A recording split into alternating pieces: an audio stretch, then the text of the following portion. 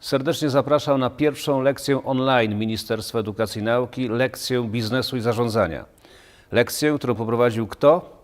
Gigant z Doliny Krzemowej, Steve Wozniak, założyciel Apple. Warto posłuchać doświadczeń tego znakomitego menadżera i przedsiębiorcy. Dzień dobry wszystkim. Ja nazywam się Justyna Orłowska i jestem już w tym momencie byłym pełnomocnikiem premiera do spraw GovTech oraz pełnomocnikiem ministra edukacji i nauki do spraw transformacji cyfrowej. Obecnie studiuję na Uniwersytecie w Princeton, ale przyjechałam tutaj specjalnie po to, aby przeprowadzić pierwsze zajęcia ze znakomitym gościem oraz właśnie z uczestnictwem waszym, mam nadzieję aktywnym uczestnictwem, ponieważ będzie to wyjątkowa okazja, żeby zadać znakomitemu gościowi pytania, które was właśnie intrygują, dotyczące czego? Nowego przedmiotu biznes i zarządzanie.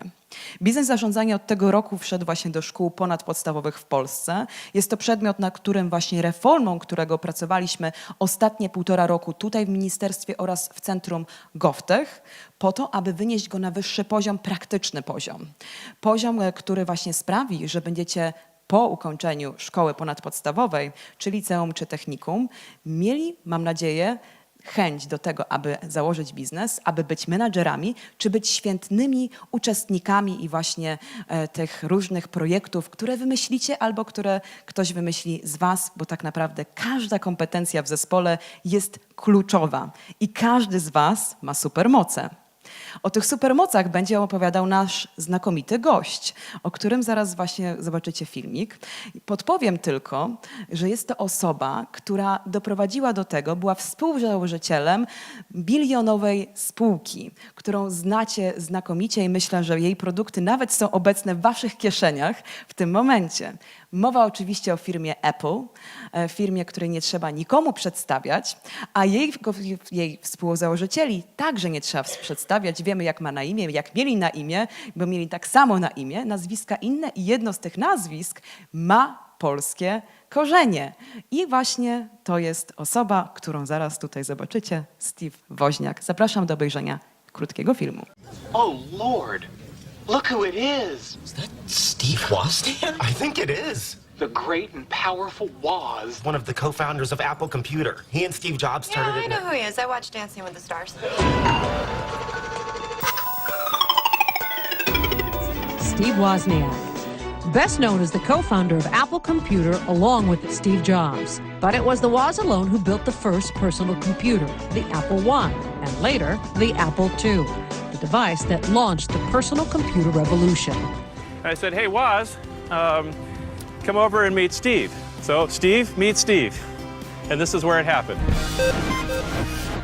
Apple wouldn't exist if it wasn't for Steve Wozniak. You know, I mean, that's just plain and simple. There were a lot of things that Jobs was responsible for, but Steve was the guy that built computers in his head. We liberated some parts from Hewlett-Packard and Atari, and worked on a design for about 6 months and decided that we would build our own computer. And Jobs said to me, I knew that with Wozniak's brilliant designs and my marketing skills, we could sell anything. It was like, we'll both do it for fun, and even though we're going to lose some money probably, we'll just have been able to say we had a company. I think what makes Steve Wozniak so special is he's just a really sweet guy that loves technology more than anyone I've ever seen in my entire life. As far as Wozniak was concerned, the world was a great big sandbox with a lot of toys to play with. He went on to become devoted to passing on his passions in mathematics and electronics. Setting up classes for kids, giving them computers, giving them high quality instruction and teaching them that. Yeah, there was something they could do if they had the right resources, if somebody believed in them particularly. Steve Wozniak is the original do-it-yourself guy. The guy who figures out how to do something. Here's a problem, what do I want to do? What would be some fun way to use technology to solve a puzzle? And then opens it up to everybody and changes the world.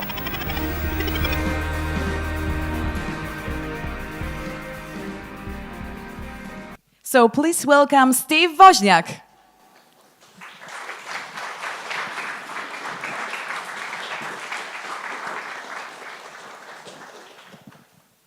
It's quite an honor to represent Poland in a way in the world of technology. Absolutely. Steve, maybe you would like to start with a short introduction to our Polish students from high school in Warsaw here in capital city. Yes. You know, I go back in my life to my own school years, high school, university, and intellectual freedom, being able to think for myself was the most important thing. My parents were very, they wanted us to be educated, but to think for ourselves and not be told, this is how you have to think. This is what you have to be interested in. And I had that kind of freedom. And in high school, there were no books on computers or digital technology, no books in the bookstores. So there were no classes in school. And I just came across by accident. I would discover a little journal somewhere. I would discover something else from a person who made a science fair project. And I taught myself how to design computers. By the time I graduated from high school, there were no computers in schools. There were no computers in homes. It was just, it was an esoteric word, but because I loved it in my heart, I just taught myself in my bedroom at home how to sit down on paper and design the lines that would make a computer over and over and over. And to me, it had to be fun. I loved doing it because I could think of tricks that were not in books, ways of doing things with fewer parts that were not in books, that almost violated the rules of how they were done, but made things simpler and simpler, and I judged myself better and better. When I was in high school, I would go to sleep some nights thinking about a difficult computer design problem. We had no classes on it, just myself. Or I would go to sleep thinking about a math problem from school. And I'd think real hard as I fell asleep, and in the middle of the night, I would wake up and have answers in my head, thinking while dreaming. And that was what I did a lot. And I got so good at computer design, I didn't think it was ever going to be a job. I didn't think there were careers designing computers. I knew I would be an engineer. I'd be a smart engineer. I had been good in electronics my whole life, but I didn't think engineers designed computers. I just thought they came out of weird places called research or the military. But I got very good. I knew that there was probably nobody else in the world that did as good as I did at designing computers when I was in high school, because I had tricks in my head. I could visualize all the ways, different little chips that were logical thinking elements, the ways they would connect and do things, and it was all in my head, and I'd think, here's a way to save a part and do something differently than before. You don't have to do it the way it's done in the past. And so I grew up also with tools. I could hook together from when I was very young. I built entire ham radio when I was 10 years old. The whole receiver and the whole transmitter from hundreds of parts, and I soldered them together. Soldering is how you connect wires and chips and things, but there were no chips back then. No chips, there were vacuum tubes. But learned how to solder all these parts together and learned a lot about it. So I was skilled at electronics, and building things is another big key. So I grew up not only being able to think of something I'd like, being able to sit on paper and design the early chips that would make that device, but also the ability to hook things together and build them. And I would build little projects that weren't worth any money.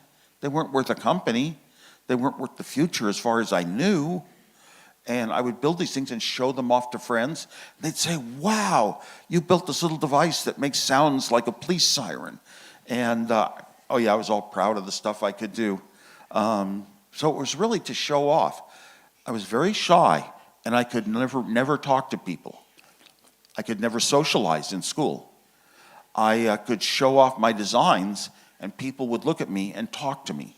That was sort of my way to socialize, was being an inventor, not an engineer. I passed through the phase that you could be an engineer. Somebody tells you to design something, and you know because you've studied it. No, I became an inventor, just trying to think of little clever things that were fun, mostly jokes, and showing them to friends and using them. And that just became my life. By the time you're out of high school, your personality sort of settles for life, maybe in their college years, and that's who you're going to be forever. And some people are good engineers. They studied in school. They got good grades. They know how to answer the questions. And those are good engineers. A company will give them an assignment, and they go down and use what they've learned and design it, same way it's always been done in the books. But some people turn into inventors, and an idea comes in their head, something new that doesn't exist, maybe a better way to make a carburetor on an airplane. And they run into it, they want to go into a laboratory and be builders. Today, building would be mostly writing software, coding, and getting something done to show their idea is good and valid, and then they invent things that way. And that's the hallmark of an inventor, wants to make new things that don't exist, just out of curiosity. Doesn't necessarily have a job doing it, just comes up with ideas and does it on their own. And that's the sort of person I was. I was very lucky for that. Thank you for this introduction. And you mentioned about your experience and what were you doing at high school. So it is very early. But I'm not so sure if you knew that you would be the co-founder of a 3 million company. So my question is, what advice would you give to your 60-year-old if you could do that right now? 6-year-old? 16-year-old, sorry, 16. I would say, well, first of all, the most important thing in life is being a good person, not a bad person. You don't want to push other people around. You don't want to have more power than other people. You want to be relatively equal to everyone so you can communicate. But all of the good things you do all come from being truthful, honest. Honesty is the most important thing. Don't try to make up a story that sounds good. Tell what you know and what you do. Believe in yourself. Have self-confidence. Believe that you are good at certain things that you love to do. Secondly, I would tell myself, of course I did it anyway, but follow your heart. My parents let me follow my heart and do the things I wanted to do, and not necessarily, you should study this, you should go to this school, you should go to this college. None of that. My parents let me choose for myself, and that was very important. My father taught me a lot about different ways that people have money or don't have money, or the ways that they are educated in certain fields, or political or social. He would describe the framework, how tough people are, but he would never say, this is how you should be, Steve. He would say, you be educated, and you choose where you want to be. And I almost always chose that I just wanted to be kind of a middle-level person, in the middle. I didn't want to be on any extremes. I didn't want to believe that there were absolute rights and wrongs. And I was very lucky for that upbringing from my parents, and that was a lot involved with the way they brought me up. I was careful with my own children that I wanted to be the same and not put my values onto them. I wouldn't tell my children, you should go to this college, you should study this subject, you should work harder on this one. Let them find out and choose for themselves, and it's more meaningful. I would also let it's things like, don't put your values on them. I wouldn't tell them, here's what your religion has to be. No, let them go through a life with friends, with school, with parents, all the various things in the world, and let them find what they love and follow your heart. Thank you so much. That is so beautiful about you're talking about values. So now maybe let's touch upon the value and at the same time skill, teamwork. I hope you agree that setting up such a company as Apple is not just individual process, it's a team effort. You and Steve Jobs, you set up Apple, and my question would be what we should do in the educational system to teach such skills. Yeah, it's really odd. When I grew up, all the universities had business colleges, and they taught business. There were no entrepreneurship programs for starting companies.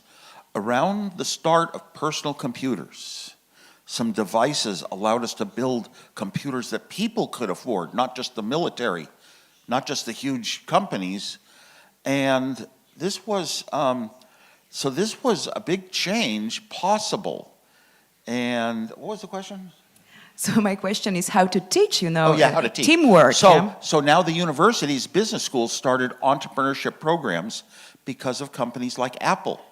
2 young people didn't have college degrees. I was a good engineer. I didn't drop out of school. I had 3 years of college, and I developed a product that was going to change the world, revolutionize the world. But we weren't in college. And then Google started with people just out of college, and Facebook while in college. All these young people started these companies that became very important.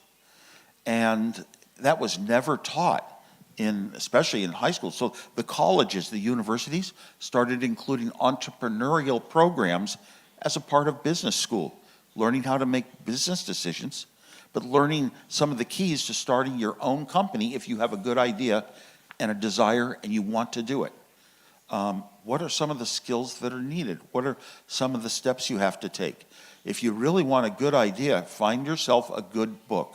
I recommend one called Fall in Love with the Problem. Fall in Love with the Problem by Uri Levine, who was the founder of Waze, the navigation mapping system Waze. And he speaks to you so clearly about how you have to think and rethink projects if you start a company. And that's one thing. Secondly, if you're just out of, let's say, the university, or you're in the university and you have some ideas and you want to start a company, that may not be enough. For example, if you get out of the university, the first thing is get a job. And it may not be where your heart is. You've been thinking about this one idea, a product that could exist, but it doesn't exist. And you could build it, but you're going to have to find other people to do that with you. It's never really one person, because for a startup company to be successful, it needs to have 3 main elements. And they're rarely in one person, sometimes 2, sometimes 3. But you need business thinking, wanting to succeed, wanting to have a good company. You can make a lot of products that you could sell to many, many people, maybe even millions of people. That's number one, business. Somebody has to want to succeed. And that's probably what comes across a lot of your minds sometimes. Second, you need marketing. You need to understand what products will sell and which ones won't. What features are good and not good, and which ones are worth a lot of money. And is this really worth even making a company over? And that's marketing thinking. What are the buyers like? How do the buyers think? And thirdly, you'll need strong engineering. And if you're in business school, you often think, oh, we'll think up an idea and we'll just hire the engineers if we can get some money to start a company.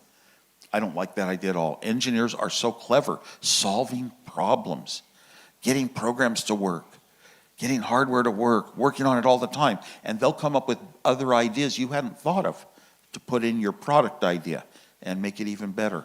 So include the engineers from the start. That's 3 disciplines: business, marketing, engineering, and they should work together tightly from the beginning. So that's okay. Yeah, of course. Thank you for that insights and all those instructions and hints for our students. So now I think the question, how did you and Steve Jobs came up with the idea of a trillion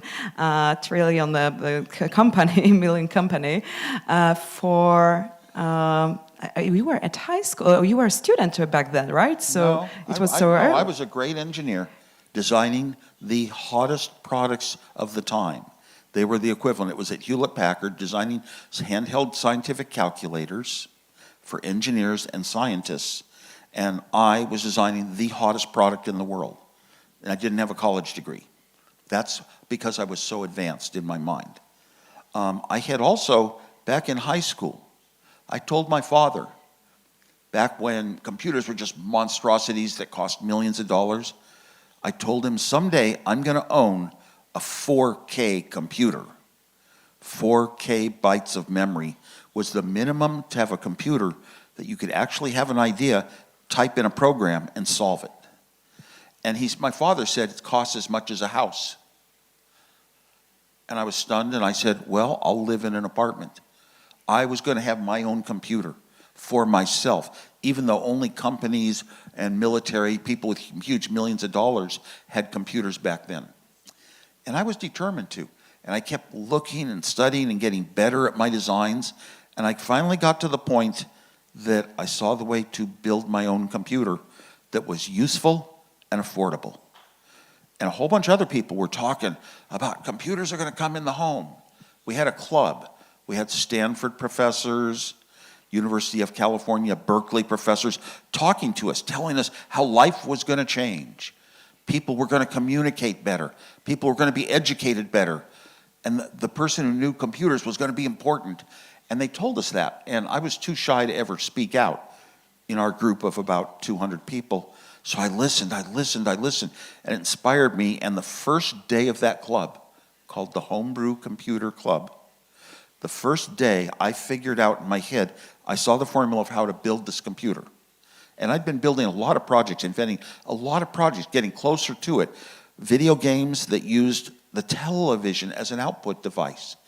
Input and output cost a lot more than the processors then.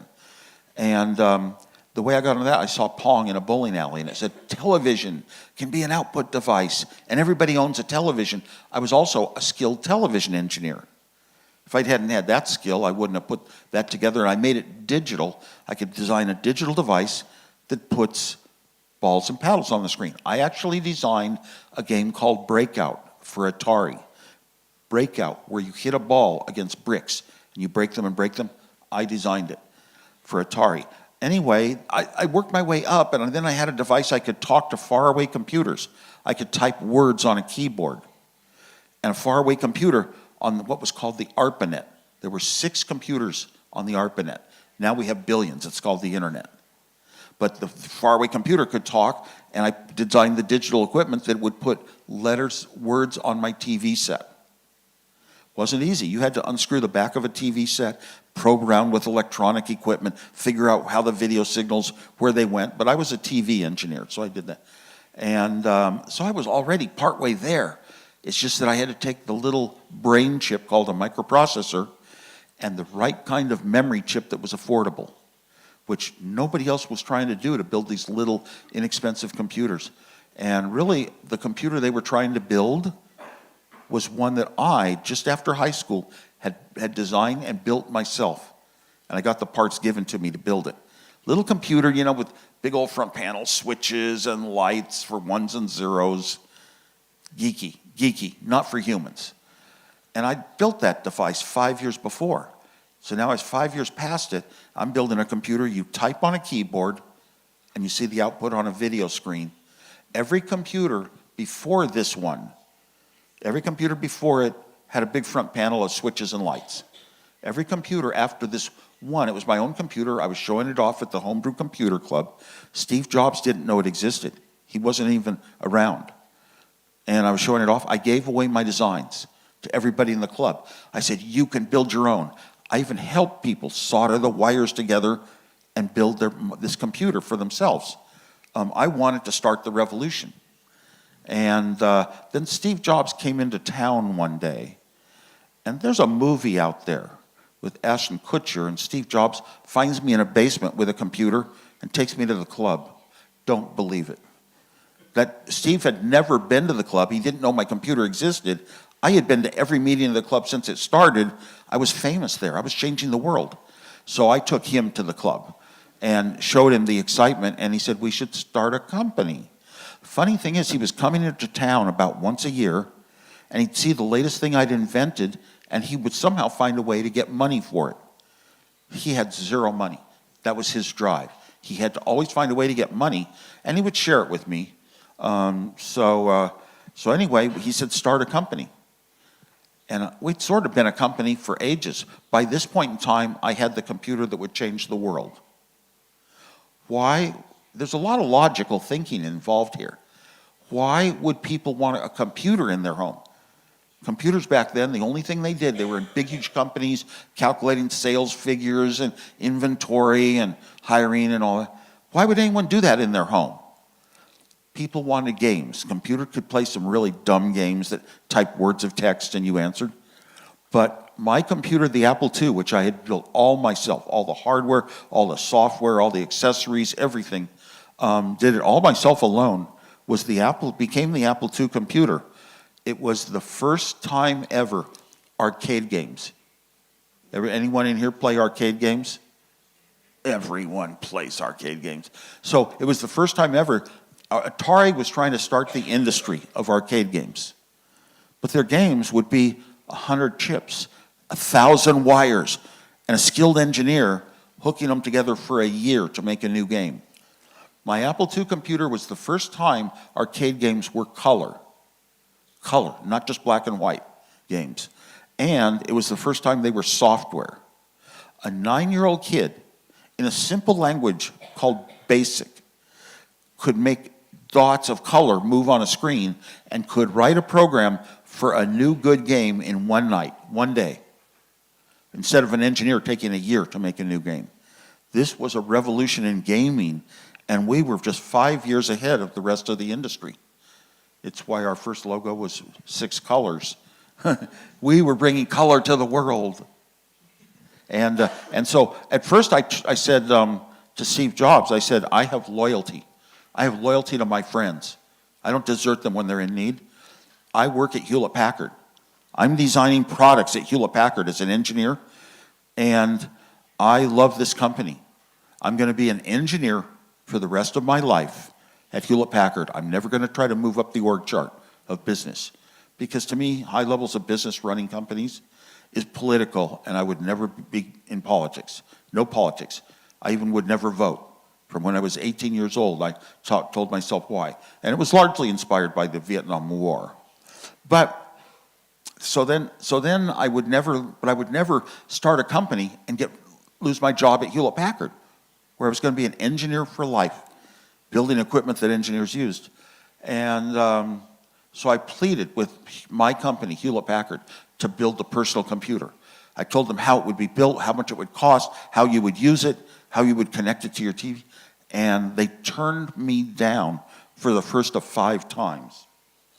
All of us trying to build these inexpensive computers, all the big computer companies said, nah, never going to be worth any money. The small computers can't do the right things. So my company turned me down 5 times, and Steve and I had to start Apple and make it our little products on the side. And that was a lot of fun, and it was really great. But then with this Apple II computer, we had a chance to get big money. This computer was so far ahead of the industry and the rest of the world. An investor, Mike Markkula, was willing to put in enough money to build 1,000 computers.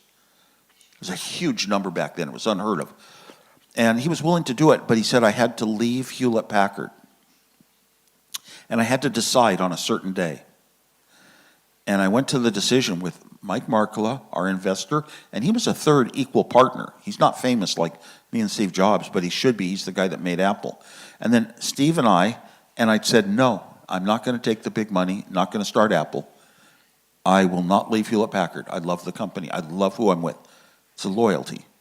Finally, a friend convinced me that I could leave Hewlett-Packard, and at Apple, I could just be an engineer. I didn't have to run the company. I didn't have to be political and take sides and hire and fire people. I could just be an engineer and make money from it. So that was the day I decided, yes, I will leave Hewlett-Packard. We will start Apple with the Apple II computer, the great arcade machine, and the rest is history. Amazing. Yeah, you're a passion-driven person, and you did a lot. And I think it's enough, for not just one person career path, but for couple of career paths. So congratulations. But my question is, as you were beginning your career, did you have a mentor? And what do you think is mentorship crucial for a learning process? Yes, I never even knew the word mentor until just about before we were going to introduce our Apple II computer. Steve and I flew across the country. It was only my second time ever out of California. and we went to a little show called PC 76 in Atlantic City, and there were all sorts of other little groups of 2 young people trying to start up with low-cost computers, nothing like what we had. And I stopped by a booth, and there was a young person, maybe your age, building some little cases out of metal, forming the metal that could be a computer case. And there was an older gentleman sitting there, and he said he was helping this one child learn how to do something, to have skills. And he called himself a mentor. Whoa, that's a really good thing to be. So I've always wanted to be a mentor. From when I was 11 years old, I told my father, I'm going to be an engineer, great engineer, but second, I'm going to be a 5th grade teacher. I wanted to be a teacher because to me teaching was important and a mentorship. And it's not that well known, but after Apple was very successful, I went and I wound up teaching young 10-year-olds to 13-year-olds for 8 years, teaching full-time, morning to evening, and teaching even 7 days a week at one point. I wanted to help these young kids have a better chance at life. And I would never let press near it. So there weren't public, stories in the press about it. But it was important to me. That was my way of being a mentor in a sense. These days, young people come to me frequently and say, we're thinking of starting a company. What should we do? And I always try to give them some of my opinions. I don't consider myself a business expert, but I'll give them opinions. Here's what I saw happen. Here's how you should think about things. And I do it because I want to be a little mentor, but not like full time. I don't have enough time to join a company. I get about a dozen requests every day of my life now through email. People that want me to join their company and be on their advisory board and associate myself with their company. I'm sorry, you're only one person. You're not a million. So I don't get into that. But mentorship is very important. When we started Apple, my mentors, my father was a great one. He was an engineer, and I loved what he did. And he never pushed engineering on us. I'm the only one, with my brother and sister, I'm the only one that became an engineer in life. I just fell in love with it.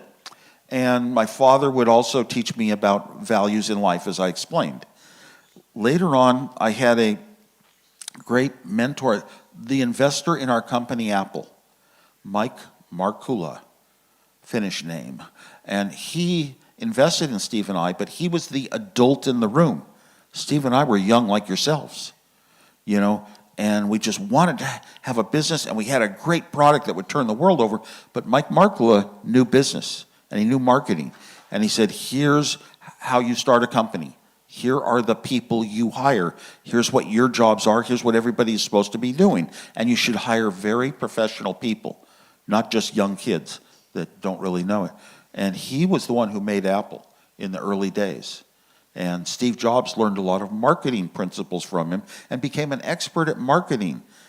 Steve he could never do any computer design. He wasn't an engineer. But Mike Markula was our mentor, telling us, here's how you do it. And we respected him highly. Thank you so much. We're getting close to the end, so I want to touch on one more topic. We first met when you visited Poland in 2018, and I know that you are following the news, so my question is, what is your perspective on Poland? What should be next for us as Polish? Yeah, I've always been brought up in America knowing that I had a Polish background, that my great-grandparents came from a part of Poland. I don't go back and research my own life history, but I was always proud of that. And I would speak to people and always say, I am Polish, and I'm so glad to represent Poland in a way with the great computer and engineering work I did. And it does mean something to me. So this is kind of like a past homeland of mine.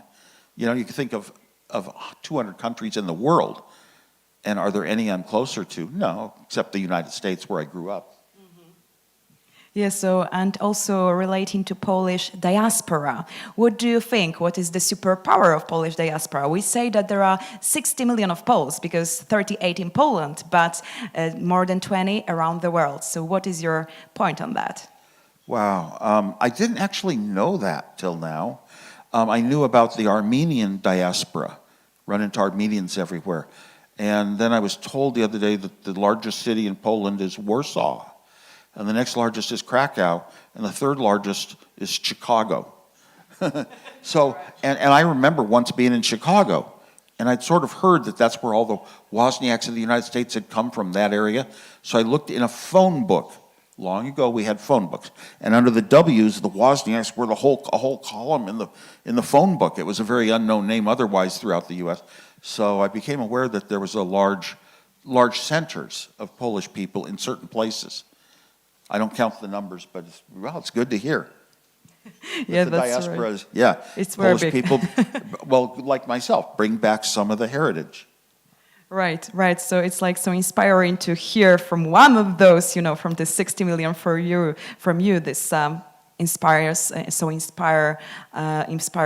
messages. I'm so glad for that. Yeah, thank you so much for that. So maybe the last question before we move to your questions, because I know that you have a lot of them in your minds. Also, teachers are welcome to ask questions because you're here and you're the most important and the hugest, the biggest responsibility to inspire all of them. I know that. So my question is, Steve, can you share with us you call yourself prankster, right? I've been Several a times. big prankster because it's creativity. You think of an idea to make people, to do something funny and to laugh about.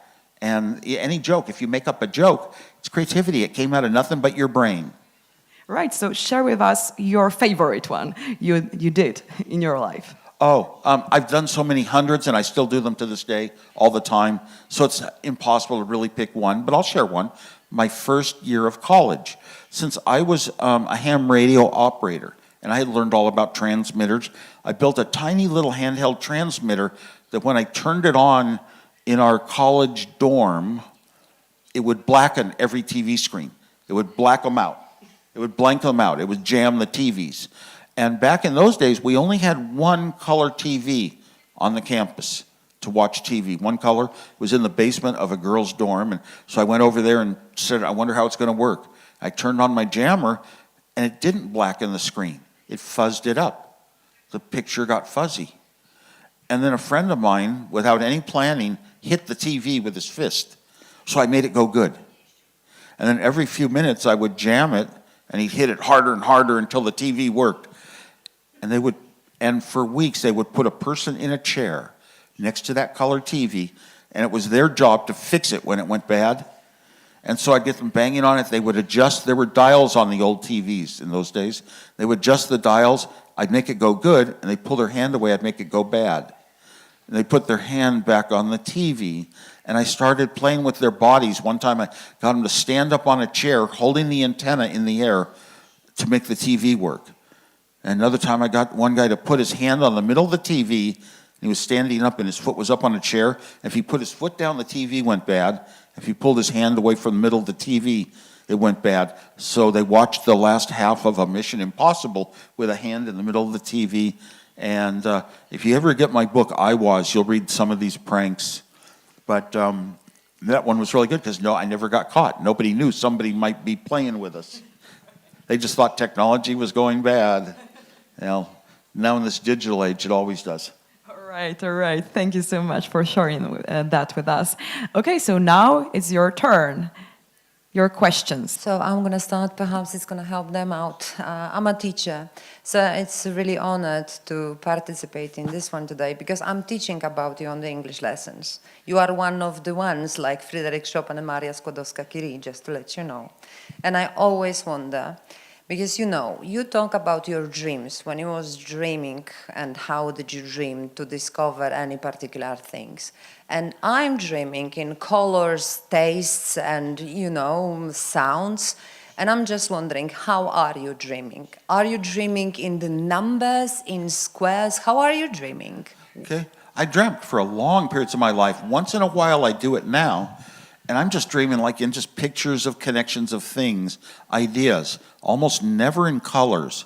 I was told once you don't really dream in color, but I have one dream memory that was color, and it was kind of a nightmare at the end. But I can't describe it, but I didn't dream in colors and smells, just devices hooking together, or mathematics, mathematical symbols. Here's a way that might solve the problem. that was something I just grew up doing, and I never thought about it. I didn't think, well, I just thought it was kind of rare, but sometimes I run into other people, especially known inventors, that grew up dreaming solutions in the middle of the night. Now, I would wake up in the middle of the night with a solution, and sometimes by the morning, I couldn't remember what it was. I knew I had it in the night. So I started writing them down. I'd wake up in the middle of the night, write down a solution. Then when I woke up in the morning, I could actually use it. And sometimes I discovered that my solutions were dumb ones I'd already rejected. Sometimes they didn't work, but it's kind of neat. The brain definitely was working while sleeping. Yeah, beautiful. Thank you for the question. Another question, please. So I know you started a new project, and I wonder what is your guilty pleasure after that? What you do in your free time that nobody can see? Well, these days or other periods of my life? These days, maybe both. These days I travel a lot. I do a lot of speaking. That's my career. I gave away all my Apple wealth because when I was 18 years old, I decided I never wanted to be one of those super rich people that takes advantage of others. I didn't want it. That's one of the reasons I would never run Apple or maximize my wealth and my power. I just would not. I just gave it away to good things, museums and things like that. But what do I do in my free time? As I grew up, I was very skinny and I was very athletic, very good at athletics. I did pole vaulting in high school. And I did a lot of sports and got very good at them. And a product called the Segway came out. Segway had 2 wheels, you could stand on it, and a pole, and you could lean your body to make it move. Incredible device, and it was expensive, but some of us geeks, technology geeks, a lot of us from Apple, we bought this new geeky product, the Segway, and then we started meeting on weekends trying to decide what can we do with it, and we invented a sport, Segway Polo. And we started making the rules, the equipment, the sizes of courts, and then Segway Polo spread to other countries, New Zealand and then Europe. And the 5 California teams got really lousy because they had better athletes in Europe. And just a couple months ago, I was in Cologne, Germany for the World Championships. And it's named after me. It's called the Woz Challenge Cup. And we still ride our Segways and play Segway Polo. So that was one of my side things. I don't really have a set of things, and they often change. I love music my whole life. Long before today's big festivals that you hear about, Bonnaroo, Coachella, all those, I put on a 3-day festival back when it was not being done. And I sold 1 million tickets over 2 years. All the best top groups in the world, the David Bowies and the like, and that was a big thing. I like to do things that are unusual first. So we spent a lot of money to make an amphitheater that could hold 500,000 people listening to music. And it was the largest stage ever for a concert in the United States. It was called the US Festival in California. I did it. Largest stage ever. It was the first time ever we put speakers out into the amphitheater with delayed sound to match the sound from the stage. It was the first time ever in the United States that we had a big screen, a video screen, over a stage. It had never been done in the United States before my concert. And I did just a lot of unusual things that come up. I want to go out and do them, and I'll make sacrifices to do them if they're kind of like first things. And right now, my wife and I love to go to concerts, music, all the time, but we won't go to any of the big groups, you know. We won't, no longer. I started the big amphitheater in Silicon Valley with a famous rock promoter, Bill Graham. And I went to every big group in the world. I saw them for 27 years of my life. And I said, no, I want to go to little tiny places where you see little groups that have come up with a good song, but they're not well known. And so ever since, for the last 15 years, I only go to the tiny places with almost no exceptions. Every once in a while, a group like the Grateful Dead will want me on stage with them, but I don't go to the big places. And my wife and I will go to dozens of concerts a year. Just hear songs, but we listen to songs that have meaning in the words, about life, things you can really relate to. So they're more like sung poems to us, the ones we like. That's something we do a lot, and I travel a lot. I fly the world to pass my messages on to people. Amazing. Also music, yeah, for our ears today. Music, just my head can get into heaven. Beautiful sounding music, the right. Your line, words perfect. are like music, I mean, you know, for us. Yeah. Beautiful music. Thank you for that. Oh, yes. Yes, so what is the next question, please? Why did you only wanted to be an engineer in your company? Because you said that you wanted to be an engineer and Steve Jobs became a boss. When Steve Jobs and I had been selling my stuff for 5 years. So he was a businessman that wanted to do business. He wanted to be famous. He wanted to be one of those people like Shakespeare, or he wanted to be Isaac Newton.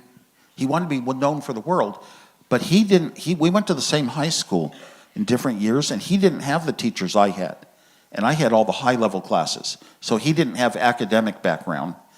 And he wanted to find a way someday, and that was to have, a company based on really me. When I was 18 years old, Vietnam War, some things happened in my life I won't get into now. You could buy my book, I Was. But I decided I would not be political, and running companies at the top gets political, trying to get jobs that other people are trying for, or criticizing people and, being nasty to them, and I wouldn't ever do that in my life. So when we started the company, the only way I started it was I can run engineering, do my engineering, create all the things the company needs, the products, and I'll let Steve Jobs and the others do the business side of it. For the first 10 years of Apple, this is what makes a company. The first 10 years, only one product ever made money for us. My Apple II computer.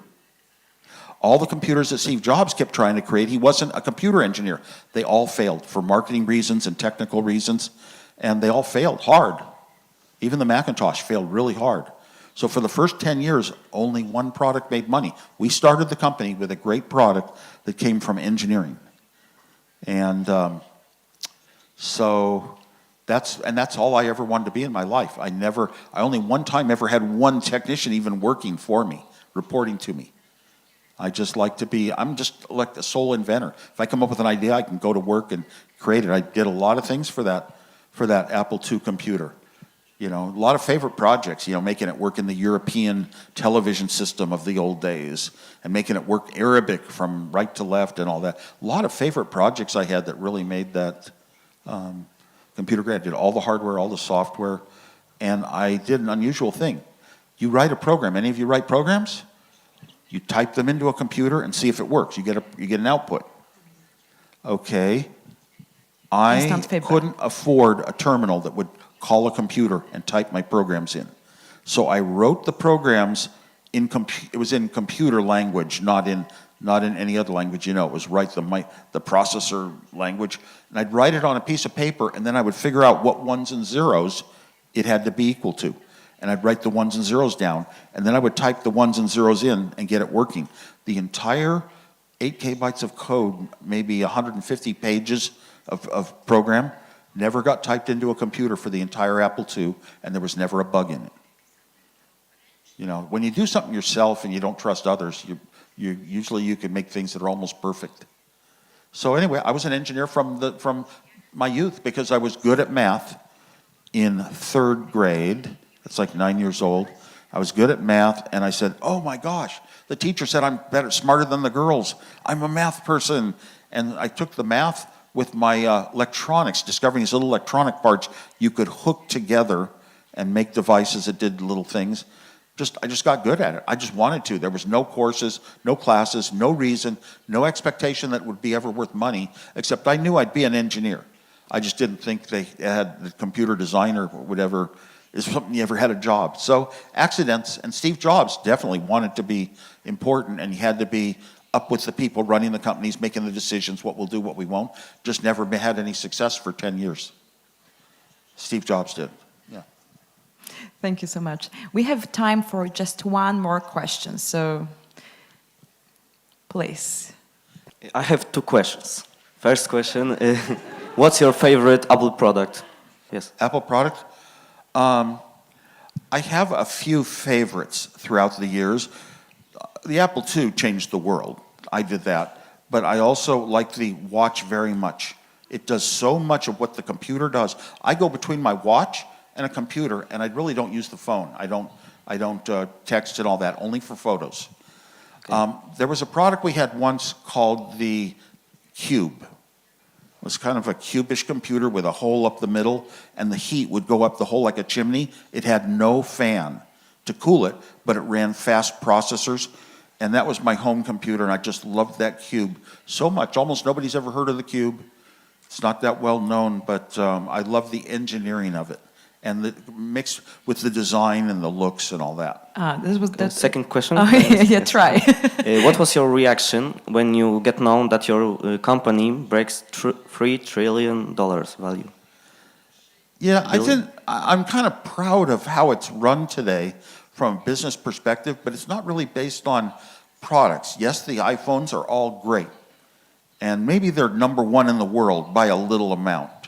But no, I'm very glad for the people that are running the company today, making good decisions, keep the company rolling, and we don't track you.